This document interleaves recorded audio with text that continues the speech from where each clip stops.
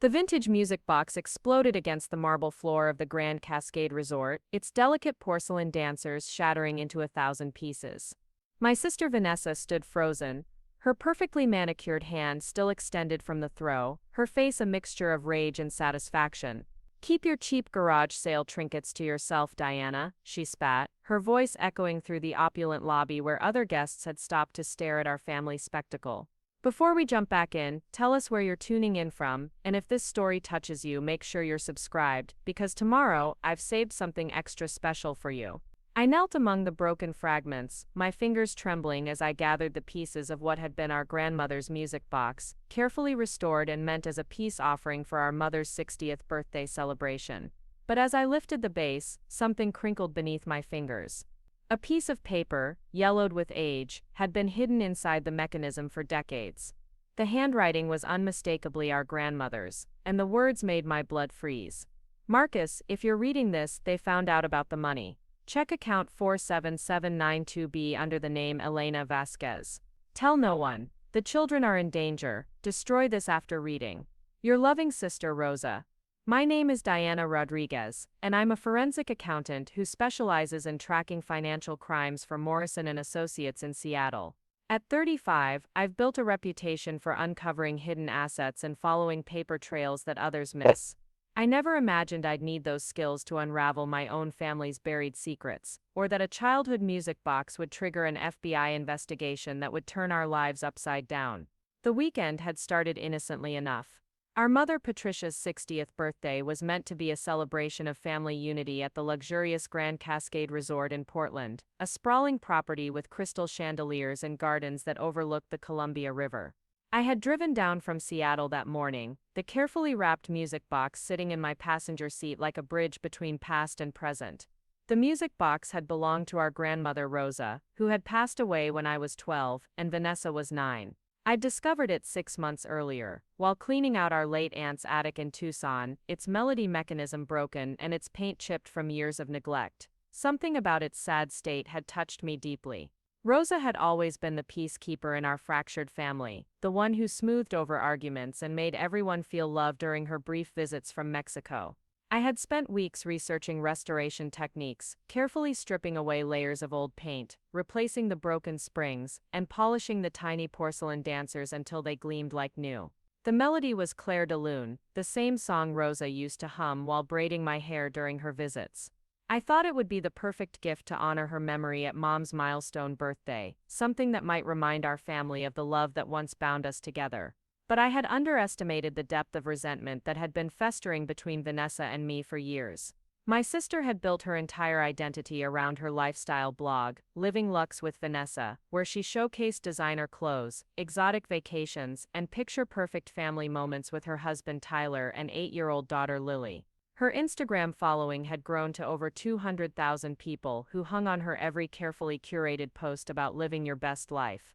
What her followers didn't know was that Vanessa's lifestyle was funded entirely by our parents, who had drained their retirement savings to maintain their daughter's influencer image. Tyler worked as a middle manager at a tech startup, earning a decent but modest salary that couldn't possibly support the designer handbags, weekly spa treatments, and luxury vacations that appeared on Vanessa's social media feeds. I had discovered the true extent of their financial arrangement during last year's Thanksgiving dinner, when Dad accidentally left bank statements on the kitchen counter. The monthly transfers to Vanessa's accounts were staggering, sometimes reaching $8,000 in a single month for what were labeled as family support and emergency assistance. Meanwhile, Mom and Dad were quietly canceling their own vacation plans and putting off home repairs to fund their daughter's manufactured lifestyle. The contrast between our lives couldn't have been starker. While Vanessa posted daily content about her morning lattes and designer workout clothes, I was putting in 60-hour weeks at Morrison Associates, building my expertise in forensic accounting, and slowly but steadily advancing my career. I lived in a modest one-bedroom apartment in Seattle's Capitol Hill neighborhood, drove a reliable but unremarkable Honda Civic, and found satisfaction in solving complex financial puzzles for corporate clients. My colleagues respected my ability to spot discrepancies in ledgers that others missed, to follow digital breadcrumbs through labyrinth of corporate structures, and to present findings with the kind of clarity that helped prosecutors build airtight cases. I had testified as an expert witness in 3 major fraud trials in the past 2 years, and my reputation in the Pacific Northwest legal community was growing steadily. But none of that professional success seemed to matter to my family. During gatherings, the conversation always revolved around Vanessa's latest collaborations with luxury brands, her daughter's achievements at private school, or her husband's networking successes in Portland's tech scene. My work was dismissed as too complicated to understand, or not really appropriate dinner conversation, as if helping businesses recover millions in stolen assets was somehow less worthy than posting sponsored content about skincare routines. The pattern had been established years earlier, during our teenage years, when Vanessa discovered she had a natural talent for performing and getting attention. She was homecoming queen, prom committee chair, and seemed to glide through high school surrounded by admirers and opportunities. I was the serious one, the bookish daughter who spent Saturday nights studying for AP exams while Vanessa attended parties and football games. Our parents, perhaps unconsciously, began treating us according to these roles. Vanessa was their social success story, the daughter who could charm anyone, and seemed destined for an exciting life filled with glamour and recognition. I was their practical daughter, reliable and competent but somehow less interesting, the one they could count on to handle tedious details, and solve problems without requiring praise or attention. That dynamic had followed us into adulthood, even as I built a successful career, and Vanessa struggled to monetize her social media presence into sustainable income. Our parents continued to see her as their shining star, worthy of financial sacrifice and unwavering support, while treating my independence as proof that I didn't need their attention or validation. Standing in that resort lobby on Saturday morning, I had hoped the music box might serve as a reminder of simpler times when our family felt whole. Rosa had been the one person who treated both Vanessa and me with equal affection, who saw past our different personalities to the potential in each of us. She had died too young, at 62, from complications following what should have been routine surgery, leaving behind only scattered memories and a few personal belongings that had been distributed among family members. I had planned to present the gift during the private family dinner scheduled for that evening, after the larger birthday party with extended family and friends. In my mind, I pictured Mom's face lighting up as she recognized the melody, perhaps sharing stories about her own mother that we rarely heard anymore. I imagined Vanessa softening as she remembered the grandmother who used to let us play with her costume jewelry and taught us card games during long summer afternoons. Instead, the moment I walked into the lobby with my modest suitcase and carefully wrapped gift, Vanessa launched into an attack that felt both practiced and deeply personal. She had been waiting by the check-in desk with Mom and Dad, her designer luggage arranged artfully around her like props in a photo shoot, when she spotted me approaching. "Oh look, Diana's here with another one of her little projects," she announced loudly enough for nearby guests to turn and stare. Her tone carried that particular mix of condescension and amusement that she'd perfected over the years, the voice she used when she wanted to make me feel small in front of others. "It's just a restored music box that belonged to Grandma Rosa," I replied quietly, hoping to keep the conversation low-key. I thought Mom might like to have it for her birthday. But Vanessa was just getting started. "A music box from Grandma's junk. Diana, this is Mom's 60th birthday celebration at a 5-star resort. She doesn't need your arts and crafts projects cluttering up her special day. We've planned something elegant and meaningful, not some broken toy from a garage sale." The words stung more than they should have, especially coming in front of our parents, who stood silently by, neither defending my gift nor correcting Vanessa's cruel characterization. The music box had represented weeks of careful work and love, but in that moment, it felt exactly like what Vanessa had called it, a pathetic attempt to buy affection with a restored piece of junk. I spent a lot of time restoring it. I managed my voice smaller than I intended. "I thought it would be nice to have something of hers here today. Time you could have spent on something that actually matters," Vanessa continued, her voice rising as other guests continued to stare at our family drama. "But that's so typical of you, Diana. You're always trying to make everything about yourself and your little hobbies. This weekend is about celebrating Mom, not showcasing your amateur restoration skills." The accusation was so unfair that it left me momentarily speechless. Making the weekend about myself was exactly the opposite of what I had intended. The music box was meant to honor our grandmother's memory and give Mom something meaningful to treasure, not draw attention to my own efforts. "Vanessa, that's enough," Mom finally spoke, but her tone lacked conviction, as if she were going through the motions of parental authority, rather than actually defending me. No, it's not enough, Vanessa shot back, her anger seeming to build with each word. I'm tired of Diana always trying to upstage everyone with her supposedly thoughtful gifts that are really just ways to make herself look better. We spent months planning this celebration, booking the perfect venue, coordinating with the hotel staff, arranging flowers and photography. And she walks in here with some broken trinket like she's the only one who cares about family history. That's when she grabbed the package from my hands before I could react, unwrapping it with rough, deliberate motions that tore the careful bow and ribbons I had tied that morning. The music box emerged from its tissue paper protection, its restored surface gleaming under the lobby's chandelier lights, the tiny porcelain dancers perfectly positioned for their eternal ballet. This is what you think is appropriate for Mom's milestone birthday. Vanessa held it up like evidence in a trial, her voice dripping with disdain. A toy that's older than we are. Something that was probably moldering in some dusty attic for decades.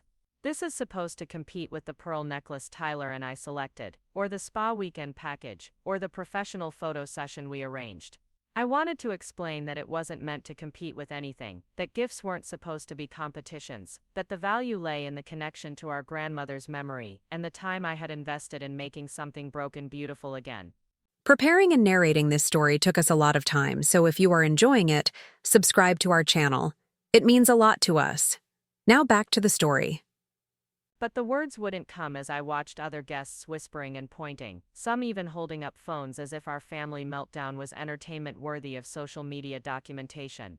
You know what, Diana? Vanessa's voice had reached a crescendo of fury and frustration. Since you love broken old things so much, here's what I think of your precious restoration project. That's when she hurled the music box against the marble floor, with enough force to ensure it would shatter completely. The sound of breaking porcelain seemed to echo forever in the suddenly silent lobby, followed by the tiny discordant notes of the damaged mechanism, trying to play its melody one final time before falling silent. I dropped to my knees instinctively, my hands moving to gather the fragments, even though I knew the damage was irreversible. The tiny dancers had broken off their springs, their delicate painted faces cracked beyond repair.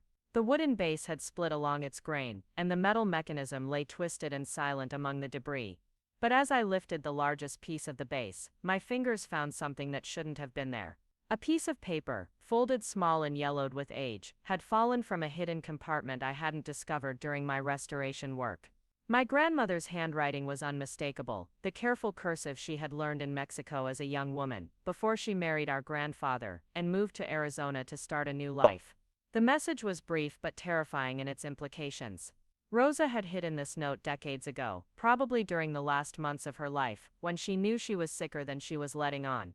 The mention of money, of danger to the children, of an account under a false name, suggested secrets that went far beyond anything I could have imagined about our quiet, gentle grandmother.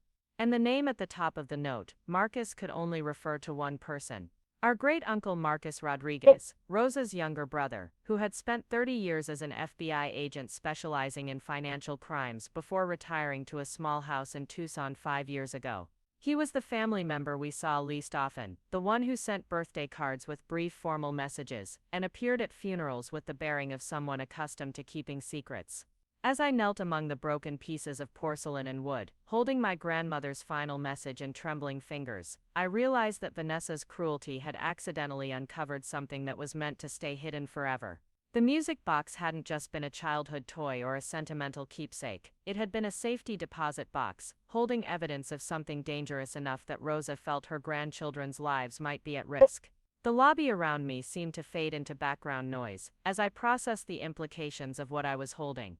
My training in forensic accounting kicked in automatically, analyzing the elements of the message like clues in a corporate fraud case. A hidden account under an assumed name.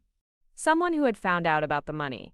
A warning about danger to children. Instructions to destroy the evidence after reading. Standing up slowly, I slipped the note into my jacket pocket while Vanessa continued her performance for the gathered crowd, complaining loudly about having to deal with my dramatic reaction to her honest feedback about the inappropriateness of my gift. Our parents stood nearby, looking embarrassed by the scene but more concerned with managing the public spectacle than checking on my well-being. "Are you quite finished with your little tantrum?" Vanessa asked, her voice carrying that familiar tone of superiority mixed with exhaustion, as if dealing with my emotions was an unreasonable burden she shouldn't have to bear. I looked up at her, then at our parents, then at the crowd of strangers who were still watching our family dysfunction unfold like a reality television show. For the first time in years, I felt completely calm in the face of Vanessa's cruelty. The note in my pocket had shifted something fundamental in my perspective, reminding me that there were mysteries and dangers in our family history that none of us understood. "Actually, Vanessa," I said quietly, my voice steady and clear, "I think I'm just getting started." The drive back to Seattle felt like moving through a dream where everything familiar had shifted slightly out of focus. My hands gripped the steering wheel as I replayed the scene at the resort over and over, but now the broken music box seemed less important than the piece of paper burning like a coal in my jacket pocket. Every few miles, I would glance at the passenger seat where I had carefully placed the note in a clear plastic document sleeve, the kind I used at work to preserve evidence in financial fraud cases. Rosa Elena Rodriguez had been my grandmother, but apparently she had also been someone named Elena Vasquez, with access to an account that someone had killed to find. The implications made my chest tight with anxiety as I navigated through the Columbia River Gorge, past the waterfalls and tourist viewpoints that normally provided a peaceful transition between Portland and home. My phone had been buzzing incessantly since I left the resort, text messages from Vanessa ranging from gloating satisfaction to growing irritation that I had left without participating in the birthday dinner. Mom had sent exactly one message asking if I was okay, followed by radio silence that told me everything I needed to know about where her priorities lay. But I ignored them all, my mind focused on the revelation that had turned my understanding of our family history completely upside down. Uncle Marcus had always been an enigma in our extended family gatherings. Rosa's younger brother by 8 years, he had joined the FBI, straight out of college in the early 1980s, and spent 3 decades investigating financial crimes across the southwestern United States. During my childhood, he would appear at family events wearing crisp suits and maintaining the kind of alert, watchful demeanor that made even adult relatives speak more quietly in his presence. He never married or had children of his own, dedicating himself entirely to his career with a single-minded intensity that our family attributed to his serious personality. After retiring 5 years ago, he had moved to a modest ranch house outside Tucson, where he spent his time reading crime novels and tending a small garden that produced more tomatoes and peppers than one person could reasonably consume. What I remembered most clearly about Uncle Marcus were his eyes, pale gray and perpetually alert, as if he were constantly analyzing conversations for inconsistencies or hidden meanings. During family dinners, he would sit quietly while others talked, occasionally asking pointed questions that seemed innocent but somehow made people uncomfortable. I had always assumed it was just his professional training carrying over into civilian life, but now I wondered if he had been watching and waiting for something specific. The relationship between Marcus and Rosa had been close but complicated according to family stories. They had grown up in a small town near the Texas-Mexico border, where their parents ran a grocery store that served both sides of the community. Rosa had married young and moved to Arizona with our grandfather, while Marcus had gone to college and eventually joined federal law enforcement. Despite the physical distance, they had maintained regular contact through letters and phone calls, and Marcus had been devastated when Rosa died unexpectedly during what should have been routine surgery. Now driving through the darkening landscape of southern Washington, I began to piece together a different narrative about their relationship. What if Marcus hadn't just been a protective younger brother, but a federal agent who had been helping his sister navigate some kind of dangerous situation? What if Rosa's unexpected death hadn't been a tragic medical accident, but something more sinister that required her to hide evidence before it was too late? The forensic accountant in me was already analyzing the elements of her message like pieces of a financial puzzle. Account number 47792B, under the name Elena Vasquez, suggested a sophisticated attempt to hide assets, possibly from someone with the resources and motivation to track conventional banking records. The warning about danger to the children implied that whatever Rosa had discovered or been involved in had long-term consequences that could affect future generations. Most disturbing was the instruction to destroy the evidence after reading, which suggested that Rosa understood she might not survive long enough to handle the situation herself. She had trusted that Marcus would eventually find the message and know what to do with the information, but she had also been terrified enough to hide it in a place where it might never be discovered at all. By the time I reached my apartment in Capitol Hill, I had made the decision that would change everything. Instead of calling Uncle Marcus directly, I needed to understand exactly what Rosa had been referring to before, potentially putting him or anyone else at risk. My professional training had taught me that following the money was almost always the key to understanding complex criminal enterprises, and Rosa had provided me with a specific account number and false identity to investigate. My home office occupied a corner of my living room, equipped with the dual monitors and secure internet connections that allowed me to work remotely when needed. Over the years, I had developed relationships with contacts at various financial institutions who could help me trace suspicious transactions, always within the bounds of legal cooperation and proper documentation. But this situation was different, more personal and potentially more dangerous than anything I had encountered in my professional work. I began with basic internet searches, trying to establish any digital footprint for Elena Vasquez in connection with the account number Rosa had provided. The name was common enough to generate thousands of results, but none seemed to connect with someone who would have had ties to my grandmother or access to hidden financial accounts. I expanded my search to include variations of the name and possible geographic connections to Arizona, Texas, and Mexico, but still found nothing that seemed relevant. Next, I turned to the professional databases that Morrison Associates maintained for legitimate fraud investigations. These systems could track banking relationships, credit histories, and financial patterns across multiple institutions, but accessing them required proper authorization and documentation that I couldn't provide for a personal investigation. The ethical boundaries of my profession were clear about using company resources for unauthorized purposes, but I found myself considering options that would have been unthinkable just days earlier. The breakthrough came from an unexpected source. While researching financial institutions that might have operated under more relaxed documentation requirements during the 1980s and 1990s, I discovered that several banks along the U.S.-Mexico border had been investigated by federal authorities for facilitating money laundering operations. The investigations had been led by joint task forces that included FBI financial crimes specialists, exactly the kind of work that Uncle Marcus had been involved in during his career. What if Rosa hadn't been a victim of some criminal enterprise, but an informant or witness who had been helping federal investigators track illegal financial activities? The timeline would match Marcus's career progression, and it would explain both his protective interest in his sister and her access to information about hidden accounts. It would also explain why she had felt confident that Marcus would understand the significance of her message and know how to act on the information.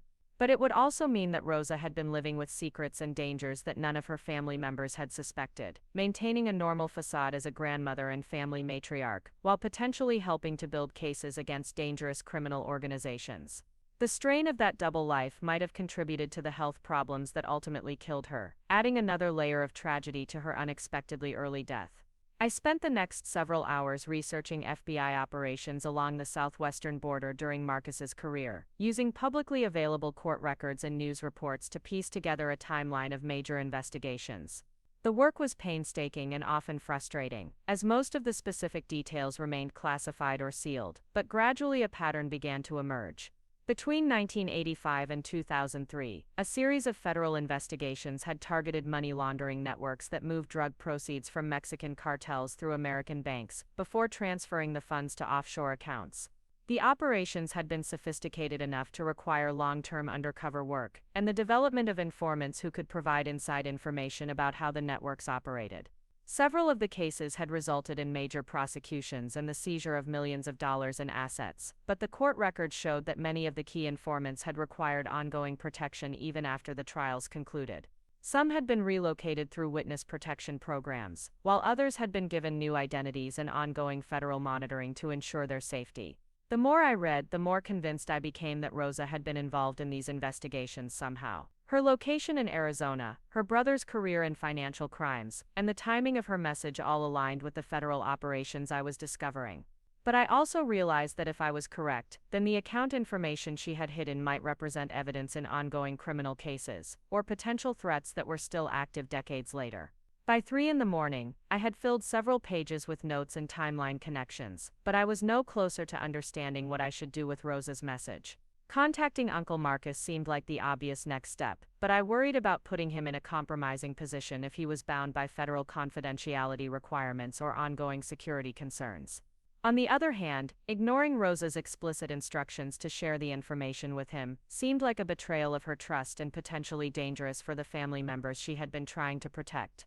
The decision was made for me when my phone rang at 6:30 in the morning, jolting me awake from the restless sleep I had finally found on my living room couch. The caller ID showed a number I didn't recognize, with an area code from southern Arizona that could only mean one thing. Uncle Marcus's voice was exactly as I remembered it, calm and measured with an underlying authority that suggested he was accustomed to being taken seriously. Diana, I apologize for calling so early, but I received some concerning information about an incident at your family gathering yesterday.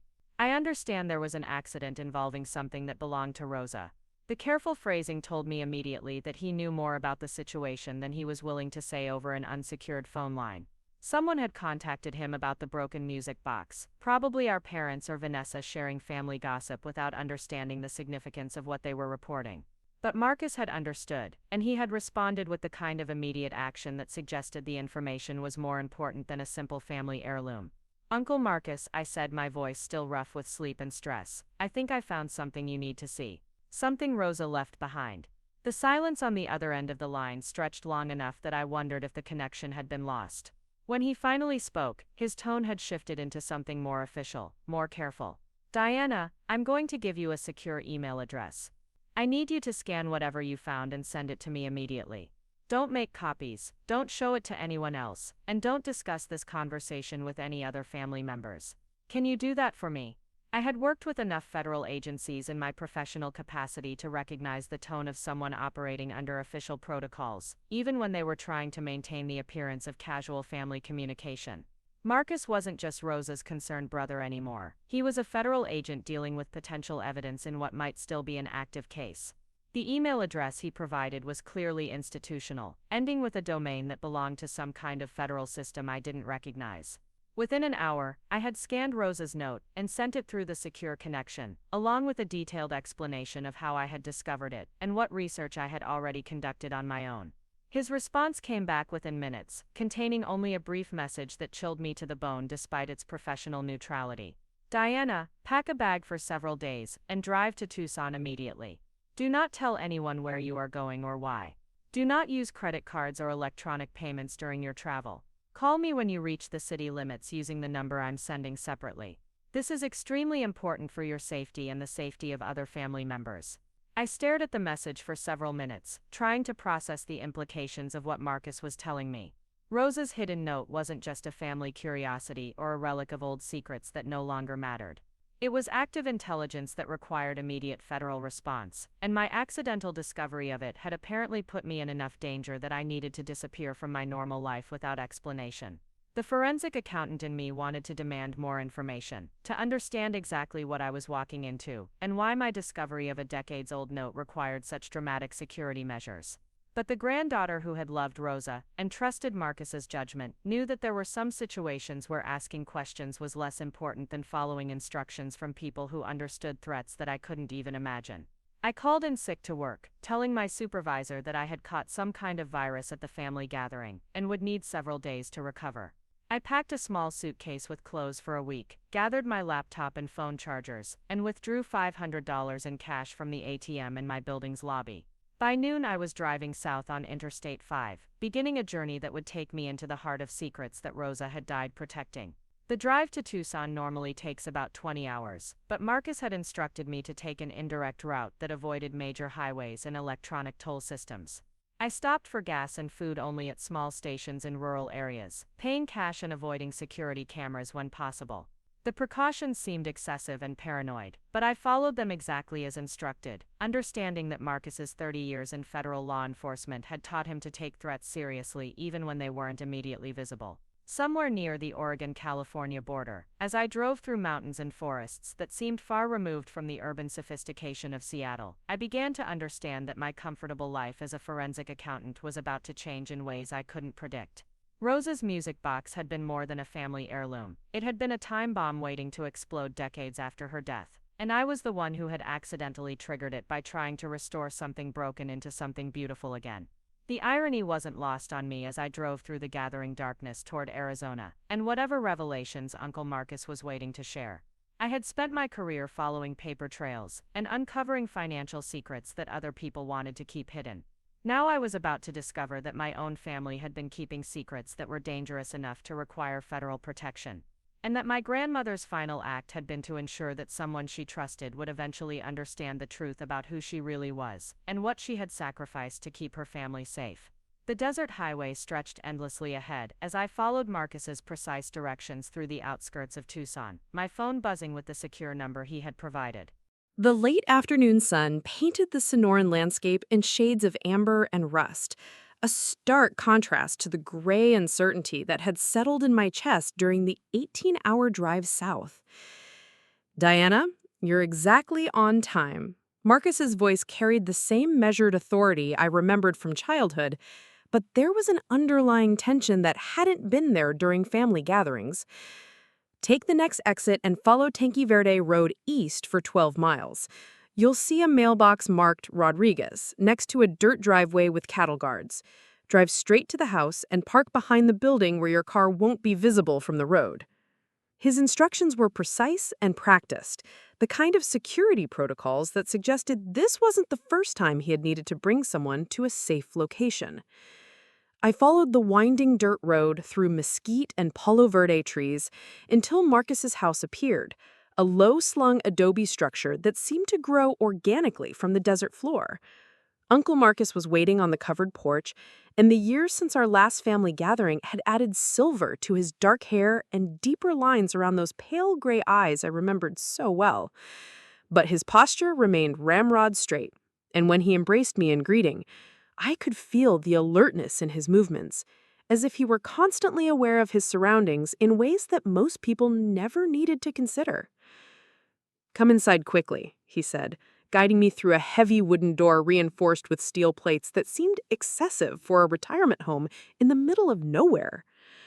"We have a great deal to discuss, and I'm afraid the situation is more complicated than you realize."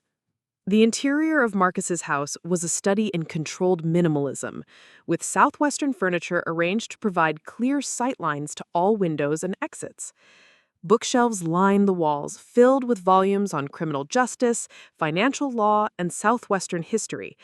But I noticed that the windows were equipped with security glass and electronic monitoring systems that seemed far beyond the needs of a retired federal agent living in rural Arizona.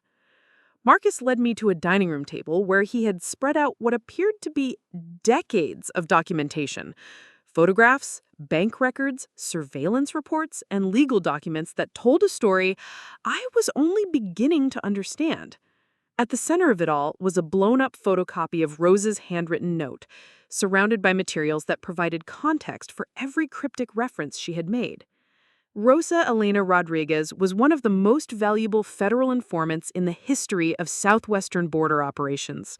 Marcus began without preamble, his voice carrying the weight of classified information that he had been authorized to share. For nearly 20 years, she provided intelligence that helped us dismantle money laundering networks responsible for moving billions of dollars in drug proceeds through American financial institutions. The revelation hit me like a physical blow, completely overturning every assumption I had made about Rosa's quiet life as a grandmother and family matriarch. Marcus continued speaking, but his words seemed to come from very far away as I tried to reconcile the woman who had taught me to play canasta and made the best tamales in Arizona with someone who had been secretly working with federal agents to bring down international criminal organizations. "It began in 1983, Marcus explained, pointing to a photograph of Rosa that looked like it had been taken for some kind of official identification. She appeared younger and more serious than I remembered, her dark hair pulled back severely, and her expression suggesting someone who understood the gravity of dangerous responsibilities. Rosa was working as a bookkeeper for a small accounting firm in Phoenix that handled financial services for several legitimate businesses along the border. She began noticing patterns in the transactions that didn't make sense for the types of companies they claimed to be. Marcus spread out a series of financial documents that showed the kind of complex paper trails I recognized for my own work in forensic accounting. Bank transfers that moved in perfect round numbers, always just below reporting thresholds. Wire transfers to shell companies with addresses that didn't exist. Cash deposits that coincided with known drug trafficking routes and timing. Rosa brought her concerns to the FBI because she recognized that the businesses were being used to launder money from illegal sources. But instead of simply providing us with the documents and walking away, she volunteered to continue working for the accounting firm while gathering intelligence about how the entire network operated. The scope of what my grandmother had undertaken began to dawn on me as Marcus explained the complexity of the operation she had helped to uncover. The money laundering network involved dozens of businesses across Arizona, New Mexico, and Texas, with connections to major Mexican cartels and offshore banking systems that stretched across multiple continents. Rosa's position as a bookkeeper gave her access to financial records that revealed the true structure of the operation, but it also put her in constant danger of discovery by people who killed without hesitation to protect their interests. The account number she left in your music box represents the final piece of evidence we needed to prosecute the remaining members of the network, Marcus said, his voice dropping to barely above a whisper. Elena Vasquez was the identity we created for Rosa to access banking systems without exposing her real name to the targets of our investigation. Account 47792B contains transaction records that document the movement of over $50 million in illegal proceeds, along with the real names and locations of cartel financiers who have never been identified publicly. I stared at the documents spread across the table, trying to process the magnitude of what Rosa had accomplished and the risks she had accepted to gather this information. But something in Marcus's expression suggested that there was more to the story, something even more dangerous than what he had already revealed. "Uncle Marcus," I said slowly, "if you had all this evidence, why wasn't it used to prosecute these people years ago? Why did Rosa feel the need to hide it instead of turning it over to federal authorities?" The silence that followed my questions stretched long enough that I began to understand I had touched on something that Marcus had hoped to avoid discussing. When he finally spoke, his voice carried a weariness that spoke of betrayals and disappointments that had shaped his entire career. "Because there was a leak in the federal task force," he said finally. "Someone with access to our intelligence was feeding information back to the cartel, compromising operations, and putting informants at risk. 3 of our sources were killed in the span of 2 months, all of them people who had provided information that could have been used to identify them as federal cooperators." The implications of what Marcus was telling me began to crystallize into a pattern of corruption and danger that extended far beyond my family's personal history. Rosa hadn't just been gathering intelligence about money laundering. She had been operating in an environment where federal agents themselves couldn't be trusted with sensitive information. Rosa realized that someone in law enforcement was working for the cartel before we did, Marcus continued, pointing to dates on a timeline he had constructed. She stopped providing real-time intelligence and began creating false documents to throw off whoever was betraying our operations.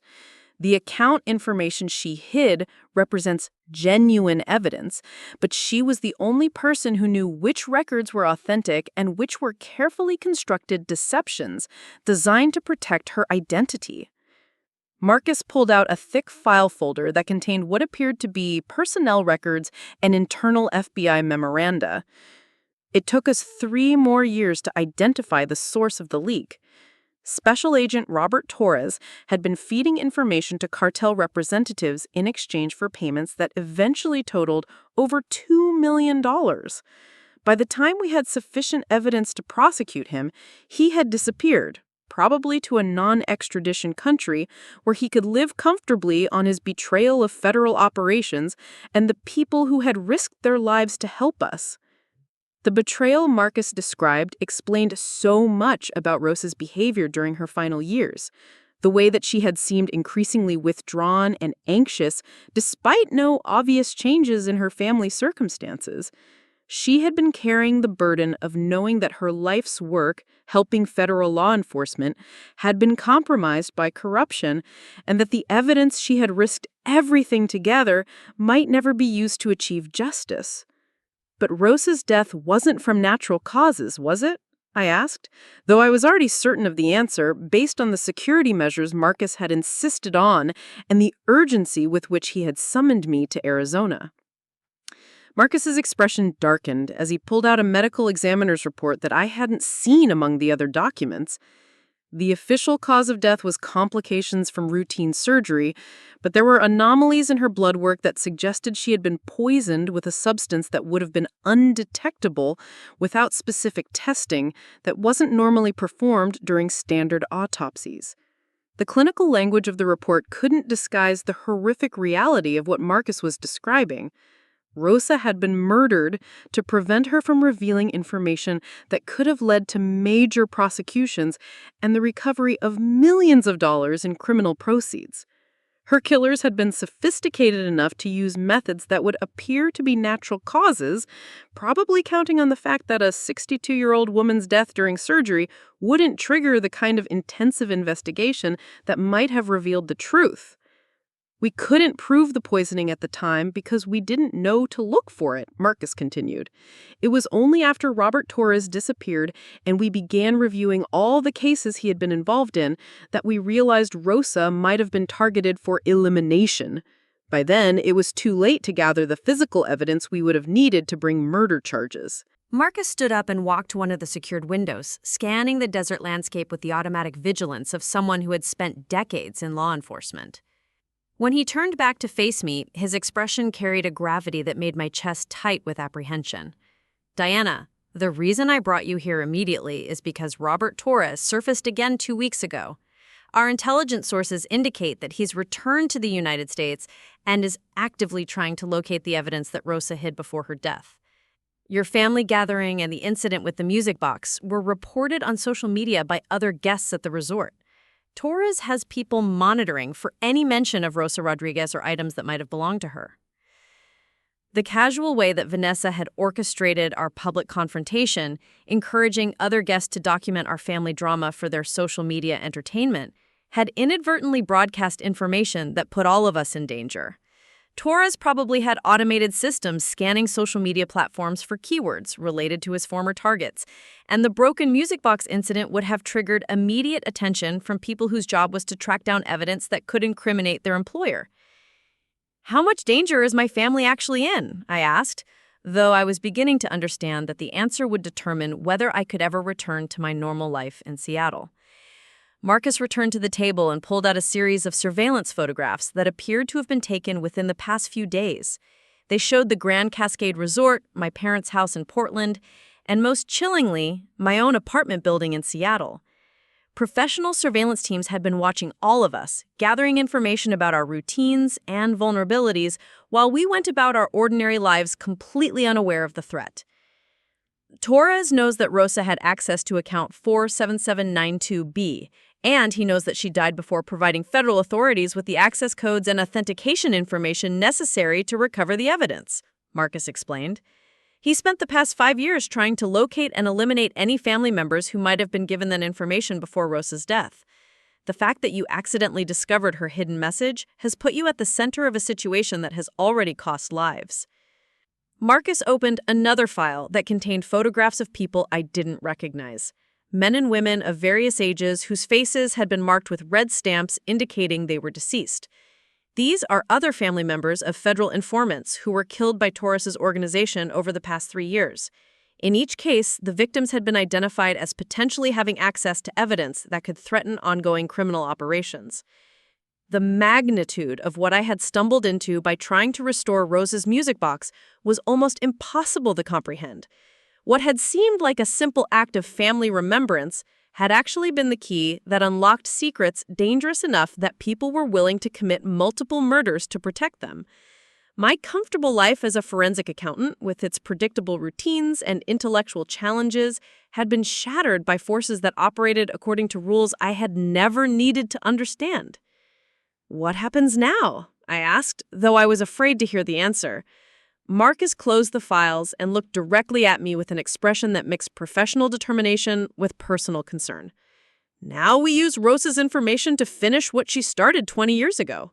The account she identified contains not just evidence of past crimes, but ongoing intelligence about current operations that could save lives and prevent millions of dollars in drug proceeds from entering the American financial system.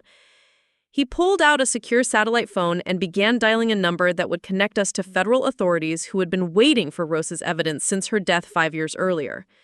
But as I watched him prepare to make the call that would transform me from an accidental discoverer of family secrets into an active participant in a federal investigation, my own phone began buzzing with urgent messages. The first text was from Vanessa, and her words made my blood freeze with new understanding of how completely our family's world was about to change. "Diana, something's wrong. There are men watching our house. Tyler's scared, and Lily is asking questions we can't answer. Where are you? We need help." The second message was from my mother, sent just minutes after Vanessa's plea. "Diana, your father and I are at a hotel because we don't feel safe at home. Strange cars have been parked on our street for 2 days. We think this has something to do with your grandmother's things. Please call us immediately." Marcus saw my expression change as I read the messages, and he immediately understood what they meant. Torres's people weren't just watching us, they were escalating their surveillance into active intimidation, probably hoping to pressure family members into revealing information about Rosa's hidden evidence. "It's starting," Marcus said grimly, completing his call to federal authorities and switching immediately to crisis management mode. "Diana, your family is in immediate danger, and the only way to protect them is to give Torres what he wants or provide federal authorities with enough evidence to arrest him before he can strike again." As I sat in Marcus's secure house in the Arizona desert, surrounded by decades of classified documents and surveillance reports, I realized that Rosa's final gift to our family hadn't been a restored music box at all. It had been the chance to finish the work she had died trying to complete. Even if it meant risking everything I had built in my safe, predictable life to protect the people who had never understood or appreciated the sacrifices she had made for all of us. Within 6 hours of Marcus's call to federal authorities, my family's quiet, suburban lives had transformed into something resembling a military operation. FBI agent Catherine Wells arrived at Marcus's house with a tactical team that immediately began establishing communication protocols and security measures that would have seemed like science fiction just days earlier. Agent Wells was younger than I had expected, probably in her early 40s with short auburn hair, and the kind of focused intensity that suggested she had built her career on cases that others found too complex or dangerous to handle. She spread out tactical maps of Portland and Seattle on Marcus's dining room table, marking locations with colored pins that represented my family members, known surveillance positions, and potential threats that her team had identified through their own intelligence networks. "Ms. Rodriguez, I need you to understand that what we're dealing with here extends far beyond your family's immediate safety," Agent Wells began, her voice carrying the authority of someone accustomed to briefing people whose lives hung in the balance. "Robert Torres has spent 5 years building a network of corrupt officials, hired assassins, and money laundering specialists who've been systematically eliminating anyone who poses a threat to their operations. Your accidental discovery of your grandmother's evidence has put you at the center of the largest financial crimes investigation currently active in the southwestern United States." The tactical briefing that followed revealed the stunning scope of what Rosa's 20 years of intelligence gathering had helped to uncover. The money laundering network she had infiltrated wasn't just a regional operation serving Mexican cartels, it was an international financial empire that moved drug proceeds, human trafficking profits, and arms dealing revenues through legitimate businesses across 3 continents. Agent Wells pulled out satellite photographs that showed warehouse complexes, shipping facilities, and office buildings that appeared perfectly normal, but actually served as fronts for criminal operations generating billions of dollars in illegal revenue annually. The account information Rosa had hidden contained the authentication codes necessary to access financial records that would expose the entire network. But it also represented a death sentence for anyone who tried to use it without proper federal protection. The reason your family is being watched isn't just because Torres wants to recover Rosa's evidence, Agent Wells continued, pointing to intelligence reports that detailed surveillance activities across multiple states. It's because he's planning to eliminate anyone who might have been given access to that information, regardless of whether they actually know anything useful. In his experience, killing potential witnesses is more efficient than trying to determine what they might or might not know.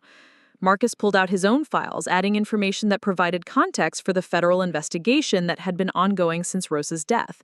We've been tracking Torres through financial intelligence and international cooperation agreements, but he's been operating from countries that don't have extradition treaties with the United States.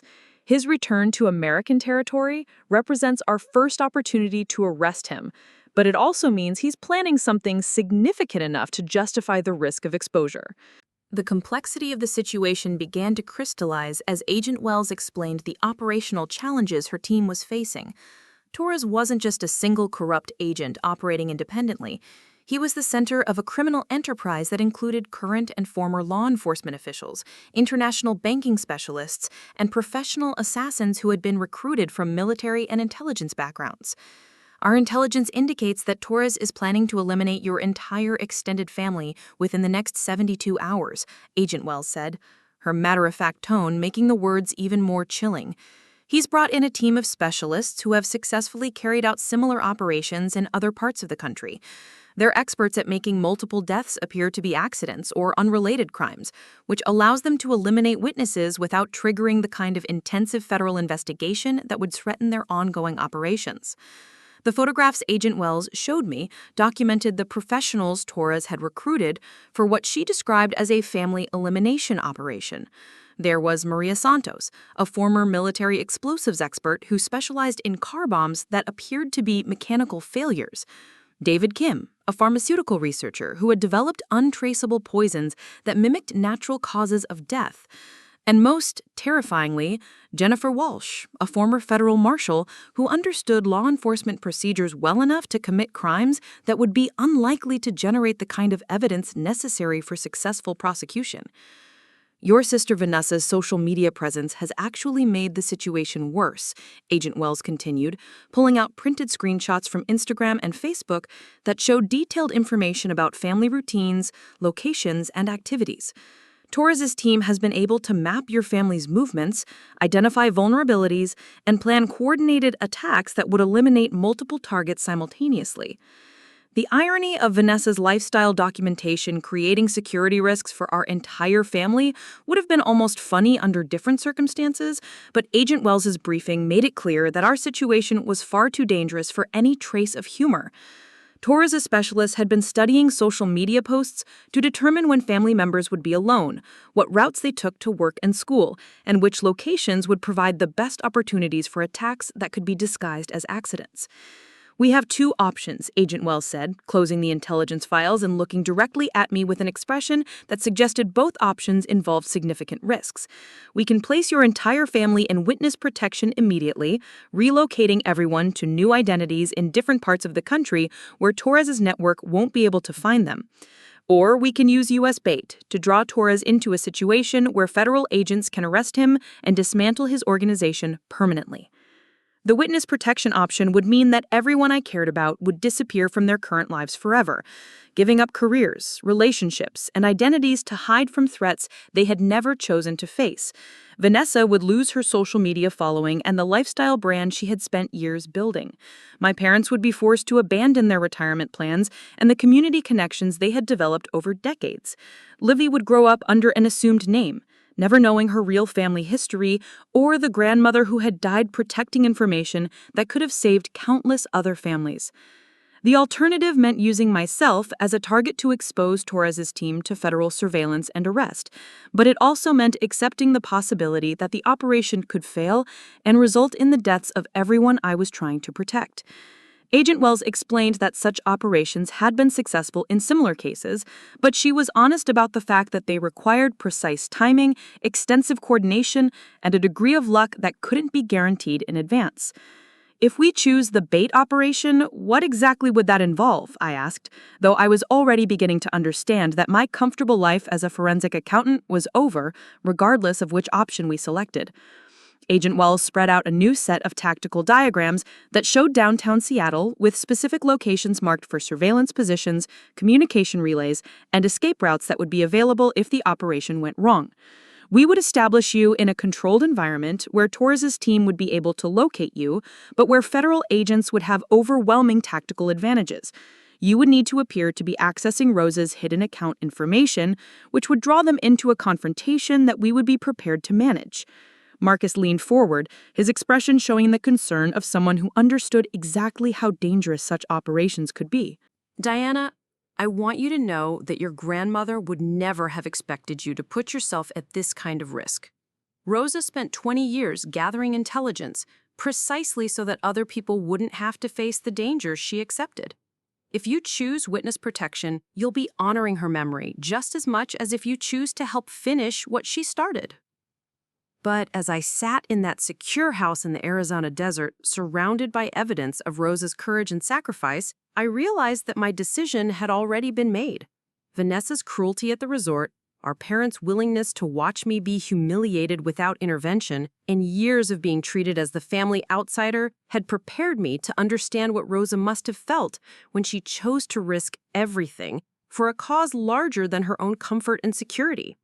"I'll do it," I said quietly, my voice carrying a certainty that surprised even me. "But I want guarantees that my family will be protected regardless of what happens to me." Agent Wells nodded with the kind of professional respect that suggested she had worked with other people who had made similar choices under impossible circumstances. "We'll have tactical teams positioned to protect every family member, and if anything goes wrong with the primary operation, we'll immediately move everyone into witness protection as a backup plan." The next 18 hours passed in a blur of technical preparations and security briefings that transformed me from a civilian observer into an active participant in a federal law enforcement operation. Agent Wells's team equipped me with communication devices, tracking systems, and emergency protocols that would allow them to monitor my location and vital signs throughout the operation. I learned to operate encrypted communication systems, recognize surveillance techniques, and identify the signs that would indicate whether Torres's team was moving into position for an attack. The training was intensive and exhausting, but it also gave me a sense of connection to Rosa's experience during her years as a federal informant. Most importantly, Agent Wells walked me through the specific steps I would need to follow to access account 47792B using the authentication information Rosa had hidden in the music box. The process required sophisticated banking software and security protocols that would make it obvious to anyone monitoring financial networks that someone was attempting to access the evidence Rosa had died protecting. Once you begin the account access sequence, Torres's monitoring systems will alert him within minutes, Agent Wells explained. He'll have no choice but to move immediately because he'll know that federal authorities are close to recovering evidence that could destroy his entire organization. That desperation will make him more dangerous, but it will also make him more likely to make the kind of mistakes that will allow us to capture him. As Agent Wells completed her briefing, my phone buzzed with new messages from family members whose lives had been turned upside down by surveillance teams and federal protection details. Vanessa's latest text showed a level of panic that was completely foreign to her usual social media confidence. "Diana, FBI agents moved us to a hotel and won't let us go home. Lily is crying and asking why people want to hurt our family. Where are you? Why won't anyone explain what's happening?" My father's message was shorter, but carried decades of disappointment and confusion. "Diana, federal agents say our family is in danger because of something your grandmother did. They want to know if Rosa ever gave you anything unusual. We never understood why you were always her favorite, but now it seems like that connection is putting all of us at risk." The accusation in his message stung, but it also clarified something important about my decision to cooperate with the federal operation. My family had never understood Rosa's quiet strength or appreciated the sacrifices she had made to protect them from dangers they couldn't imagine. Now they were angry and frightened because those same protective instincts were requiring them to face consequences for safety they had never known they needed. But Rosa's hidden message hadn't been addressed to any of them. She had trusted that Marcus would eventually understand the significance of the evidence she had preserved, and through a chain of coincidences that she couldn't have predicted, that evidence had ended up in the hands of the one family member who had the professional training and personal determination to see her work completed. Agent Wells' satellite phone rang with the distinctive tone that indicated a priority communication from federal headquarters. She listened for several minutes, asking terse questions that suggested the situation was developing more rapidly than anyone had anticipated. "Torres is moving faster than we expected," she announced after ending the call. Our intelligence sources indicate that he's planning to eliminate your family members tonight, probably because he's realized that federal authorities are actively investigating the situation. We need to initiate the operation immediately." Marcus stood up with the kind of purposeful energy that suggested his years of federal service were taking over from his role as a concerned family member. "Diana, are you ready for this?" I looked around the secure house where Rosa's secrets had finally been revealed, at the evidence of her courage spread across Marcus's dining room table, and at the federal agents who were preparing to risk their own lives to finish what my grandmother had started 20 years earlier. My comfortable life in Seattle seemed like something from someone else's memory, but I felt more certain of my purpose than I ever had while building my career in forensic accounting. "I'm ready," I said, and meant it completely. Agent Wells began issuing rapid instructions to her tactical teams, while Marcus gathered the secure communication equipment that would keep us connected throughout the operation. Outside, the Arizona desert was settling into the kind of peaceful evening that had probably been Rosa's favorite time of day during her brief retirement before her death. But as federal agents prepared for a confrontation that would determine whether Torres's criminal empire could be dismantled or would continue destroying families across multiple countries, I understood that Rosa's greatest gift to our family hadn't been the evidence she had preserved or even the courage she had shown in gathering it. Her greatest gift had been the example of what it meant to sacrifice personal safety for the protection of people you loved, even when those people never understood or appreciated the risks you accepted on their behalf. Now it was my turn to follow that example, regardless of whether my family ever understood why it had been necessary. The Seattle skyline glittered in the distance as I sat in the carefully prepared apartment that Agent Wells's team had established 6 blocks from my real home in Capitol Hill.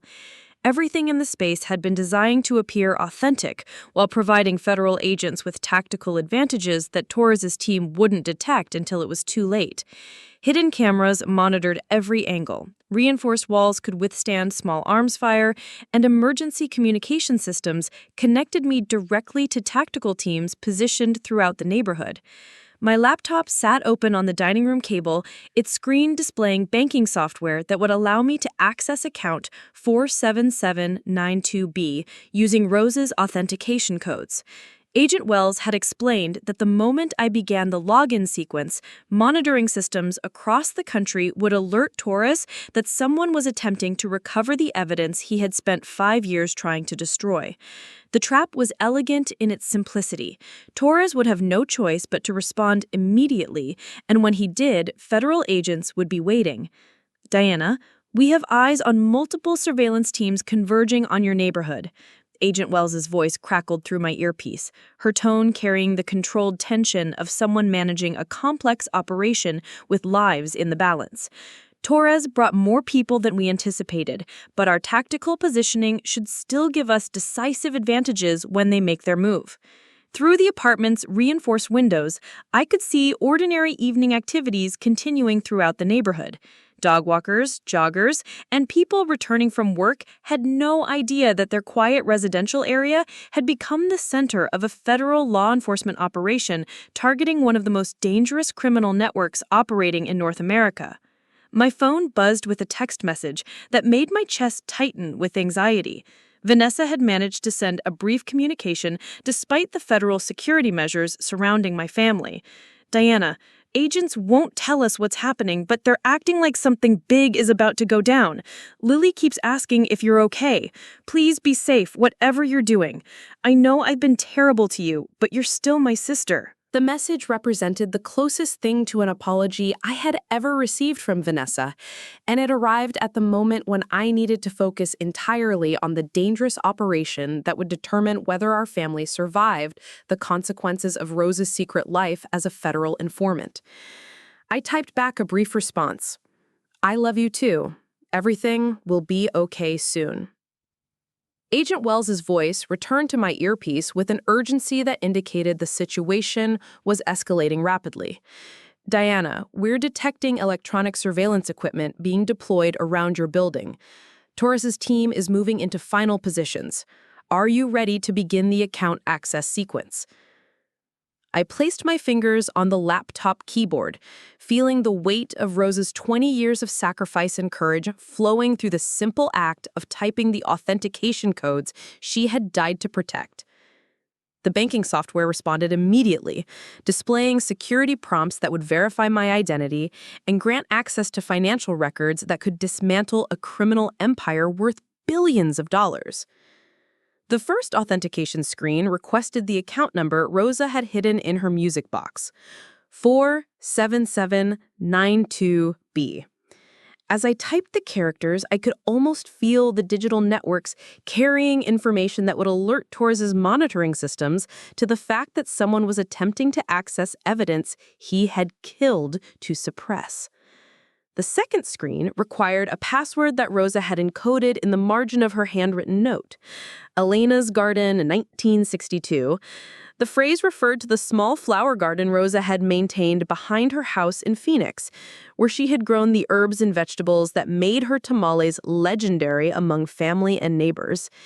Even in her final message, she had chosen words that honored the simple pleasures of the life she had built while secretly serving as one of the FBI's most valuable sources of intelligence about cross-border criminal operations. The final authentication step required biometric verification that Agent Wells's technical specialists had spent hours helping me understand.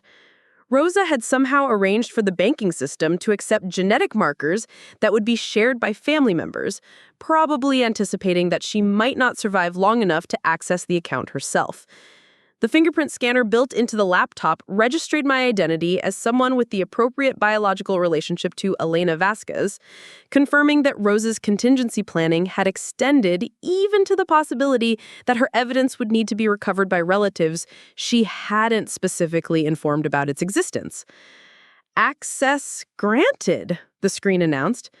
And suddenly, I was looking at financial records that represented decades of criminal activity documented with the kind of meticulous attention to detail that had made Rosa such an effective federal informant.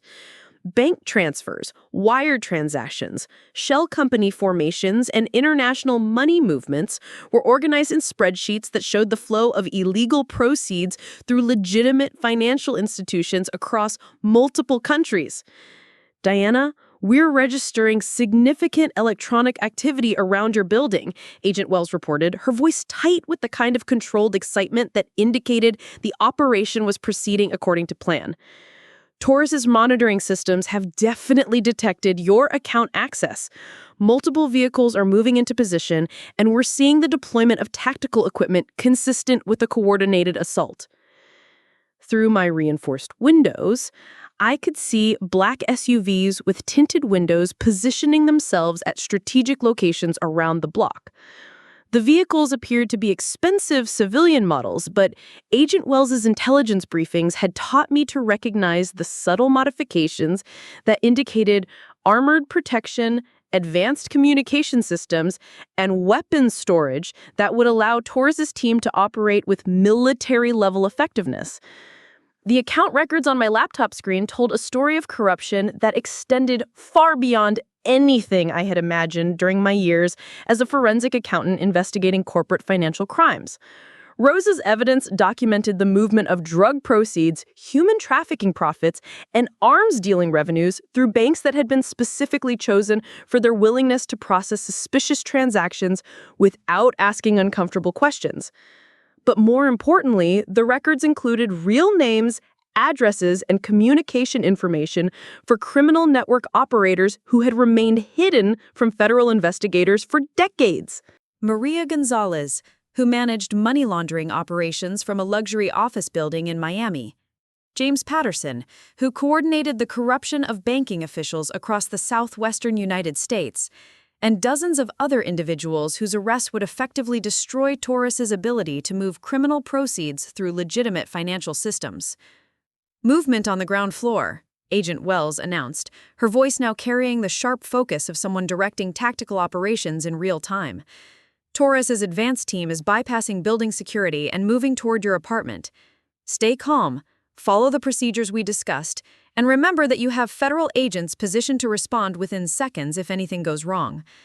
I could hear footsteps in the hallway outside my apartment. the kind of careful, coordinated movement that suggested professional training and extensive preparation for exactly this type of operation. Torres had brought specialists who understood how to neutralize security systems, overcome physical obstacles, and eliminate targets with the efficiency that had made their services valuable to criminal organizations across multiple countries. The doorknob turned slowly, and I realized that Torres's team had bypassed the electronic locks with the kind of sophisticated equipment that federal agents used for authorized entries during sensitive investigations.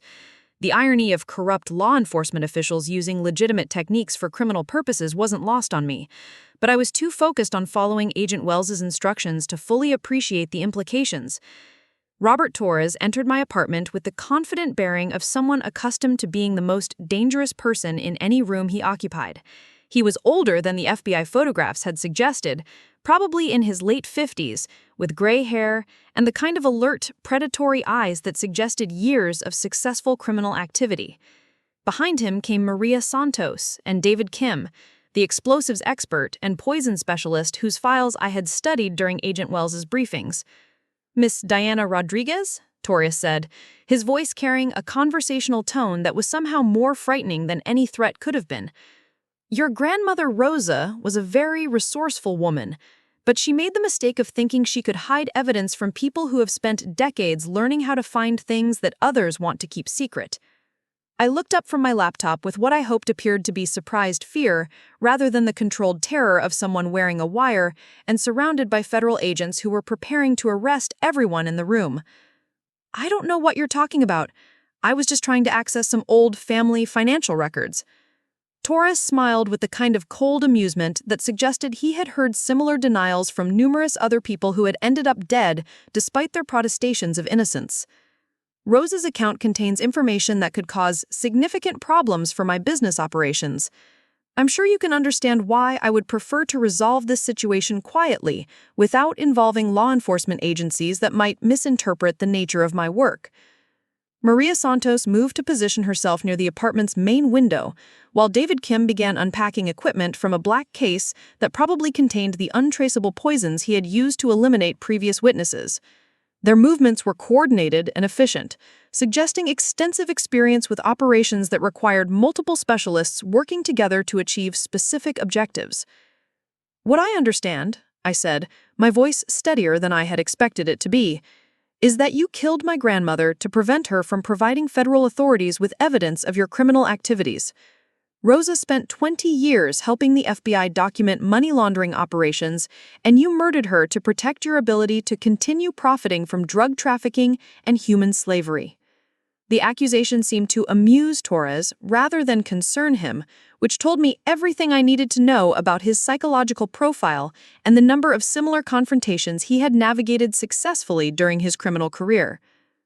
"Your grandmother was indeed a very dedicated federal informant, but she underestimated the extent to which legitimate law enforcement agencies could be compromised by people with sufficient resources and motivation to protect their interests." Torres pulled out a tablet computer that displayed what appeared to be real-time intelligence about federal operations targeting his network. For example, I know that Agent Catherine Wells and her tactical team are positioned around this building, waiting for me to incriminate myself sufficiently to justify arrests that would finally give federal prosecutors the evidence they need to dismantle my organization. What Agent Wells doesn't know is that I have been monitoring her communications for the past 6 months, and this entire operation was planned to draw federal agents into a situation where they could be eliminated along with the witnesses they were attempting to protect. The revelation that Torres had anticipated and prepared for the federal sting operation sent a chill of absolute terror through my chest, but it also clarified why Agent Wells's voice hadn't been heard through my earpiece for several minutes. Torres's electronic countermeasures had probably jammed federal communication systems, isolating tactical teams from their command structure and preventing coordinated responses to whatever surprise Torres had prepared. "Maria, please begin preparing the explosive charges that will eliminate this building and everyone inside it," Torres instructed with the casual tone of someone ordering coffee rather than mass murder. "David, I want you to ensure that Miss Rodriguez provides us with complete access to Rosa's account before the building becomes uninhabitable. We have approximately 15 minutes before federal reinforcements realize that their primary tactical team has been compromised. Maria Santos began attaching devices to the apartment's structural supports, working with the kind of practiced efficiency that suggested she had destroyed numerous buildings during her criminal career. The charges were small and sophisticated, designed to create the kind of catastrophic structural failure that would appear to be a gas explosion or other accidental disaster that wouldn't trigger intensive federal investigation. David Kim approached me with a syringe containing what was probably a fast-acting stimulant designed to keep me conscious and cooperative while providing Torres with the information he needed to access Rosa's hidden evidence. "This will help you focus on the task at hand," he said, with the bedside manner of a legitimate medical professional who had somehow found his way into professional assassination work.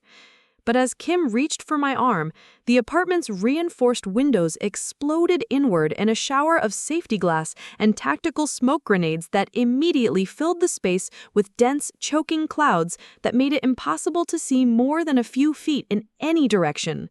Federal agents in full tactical gear burst through the windows on rappelling lines, their laser sights cutting through the smoke to identify targets with the precision that comes from extensive training and superior equipment. "Federal agents, nobody move!" Agent Wells's voice cut through the chaos with unmistakable authority, and I realized that Torres's confidence in his electronic countermeasures had been misplaced. The federal tactical response had been coordinated through backup communication systems that his monitoring equipment hadn't detected. Torres reached for a concealed weapon, but Agent Wells's team had positioned themselves to control every angle of the room before announcing their presence. Red laser dots appeared on his chest, and the message was clear: any attempt to resist would result in immediate lethal force. Maria Santos tried to activate the explosive charges she had been placing around the apartment, but federal agents had already identified and disabled her equipment using electronic countermeasures that neutralized the detonation systems before they could be triggered. Her years of experience destroying buildings for criminal organizations hadn't prepared her for confrontation with tactical teams that understood her methods and had developed specific responses to her techniques. David Kim dropped his syringe and attempted to flee through the apartment's back entrance, but he ran directly into federal agents who had been positioned to prevent exactly that kind of escape attempt. Within seconds, all three members of Torres's assault team were face down on the floor with plastic restraints securing their hands behind their backs. "Diana, are you hurt?" Agent Wells asked, her voice carrying genuine concern that cut through the professional focus required for complex tactical operations. "I'm okay," I managed, though my hands were shaking with adrenaline and residual fear from the closest brush with violent death I had ever experienced. "Did you get everything you needed?" Agent Wells gestured toward Torres, who was glaring at federal agents with the kind of cold fury that suggested he wasn't accustomed to being outmaneuvered by law enforcement operations. Mr. Torres has been wanted by federal authorities for 7 years, and his associates here represent two of the most dangerous professional assassins currently operating in North America. But more importantly, the evidence you accessed from your grandmother's account will allow us to arrest dozens of other network operators and freeze hundreds of millions of dollars in criminal proceeds. As federal agents processed the crime scene and began the complex work of documenting evidence that would support prosecutions across multiple jurisdictions, I finally allowed myself to understand the full significance of what Rosa had accomplished during her secret career as a federal informant. She hadn't just been gathering intelligence about money laundering operations, she had been building a comprehensive case against criminal networks that destroyed families and communities across international boundaries. My phone buzzed with a message from Agent Wells' communication team. "Your family has been moved to a secure location and will be fully briefed on the situation within the next few hours. All surveillance teams that were monitoring them have been arrested or neutralized. You can speak with them as soon as we complete the initial evidence processing." The weight of the past week began to settle on me as federal agents continued their methodical work around Torres and his associates. My comfortable life as a forensic accountant in Seattle would never be quite the same, but I had gained something far more valuable than professional routine. I had discovered the courage that Rosa had seen in me during her brief visits when I was a child, the same strength that had allowed her to risk everything to protect families she had never met, from criminals who viewed human beings as disposable resources. Agent Wells approached me with a manila folder containing documents that would formalize my cooperation with the federal investigation and establish the security measures that would protect my family during the lengthy prosecution process that would follow Torres's arrest.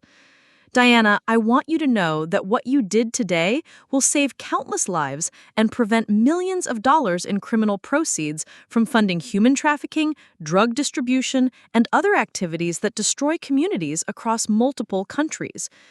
As I signed the witness protection agreements and cooperation protocols that would govern my involvement in the federal case against Torres's network, I thought about the music box that had started this entire sequence of events. Vanessa's cruelty in destroying Rosa's restored gift had accidentally uncovered evidence that federal authorities had been seeking for years. But the real treasure had been the lesson about sacrifice and courage that Rosa had been trying to teach our family all along. 6 months later, I stood in the witness box of a federal courthouse in Phoenix, providing testimony that helped secure convictions for Torres and 37 other members of his criminal organization. The money laundering network that had operated for decades across international boundaries was dismantled completely, with assets worth over $2 billion recovered and returned to legitimate financial systems. Vanessa attended every day of the trial, bringing Lily to hear testimony about the grandmother they had barely known but who had risked everything to protect their futures. Tyler had started a legitimate consulting business after the federal investigation revealed that his previous employer had been unwittingly processing payments for criminal enterprises. My parents had moved from Portland to a retirement community in Arizona, where they volunteered with organizations that helped families recover from financial crimes. But the most significant change was in my relationship with Uncle Marcus, who had become not just a family member, but a mentor who helped me understand the deeper meaning of Rosa's choices during her years as a federal informant. He explained that courage wasn't the absence of fear, but the decision to act according to your principles despite being terrified of the consequences. The federal investigation that began with Rosa's hidden message had expanded into the largest financial crimes prosecution in southwestern United States history, with ramifications that extended across multiple countries and criminal networks. Agent Wells had been promoted to head the FBI's Financial Crimes Division, and she credited Rosa's evidence as the foundation for ongoing operations that continued to disrupt international criminal enterprises. As I walked out of the courthouse after Torres's sentencing hearing, where he had received life imprisonment without the possibility of parole, I carried with me a small jewelry box that Agent Wells had presented as a token of appreciation for my cooperation with the federal investigation. Inside was a simple pearl necklace that had belonged to Rosa, recovered from evidence seized during raids on Torres properties. The accompanying note was written in Agent Wells's careful handwriting. Diana, your grandmother would be proud of the courage you showed in completing the work she started.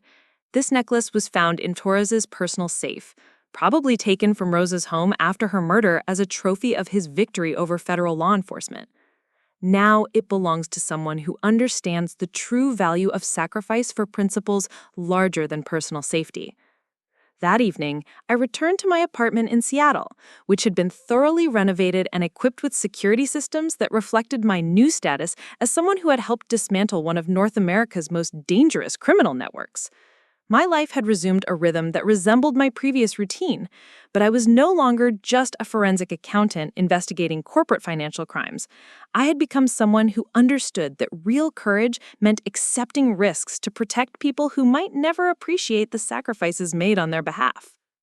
My phone rang with Vanessa's daily check-in call, a routine we had established during the months of federal trials and security precautions that had drawn our family closer together than we had ever been during our comfortable, unexamined lives before Rosa's secrets had been revealed. Diana, Lily has been asking when she can visit you in Seattle, Vanessa said, her voice carrying a warmth that had been missing during our years of sibling rivalry and competition. She wants to learn more about great-grandmother Rosa and maybe hear some of the stories that Uncle Marcus has been sharing about her work with the FBI. Tell her she can visit whenever she wants, I replied, looking out my apartment window at the Seattle skyline that had become a symbol of the life I had built through my own efforts and the courage I had inherited from Rosa's example. I have plenty of stories to share, and I think she's old enough to understand what it means to stand up for people who can't protect themselves. As I ended the call and prepared for another evening of reviewing financial documents in my ongoing work with Morrison Associates, I realized that Rosa's greatest gift to our family hadn't been the evidence that had brought down Taurus's criminal empire, or even the courage she had shown during 20 years of secret federal cooperation. Her greatest gift had been the example of what it meant to build a life of purpose and meaning, even when that life required sacrifices that others would never understand or appreciate. She had shown me that real strength came not from professional success or financial security, but from the willingness to risk everything to protect people you loved and principles you believed in, regardless of whether anyone ever thanked you for the sacrifices you made. The pearl necklace that had once belonged to Rosa sat in its jewelry box on my dresser, a reminder that some treasures can only be earned through actions that test everything you believe about courage, loyalty, and the price of doing what's right when doing what's safe would be so much easier. Outside my window, Seattle's evening lights twinkled like stars, and I knew that somewhere in the darkness, other families were living comfortable lives protected by people whose courage they would never know about, whose sacrifices they would never appreciate, and whose love they would never fully understand until the day they were called upon to make similar choices for the people they cared about most. Up next, you've got 2 more standout stories right on your screen. If this one hit the mark, you won't want to pass these up. Just click and check them out.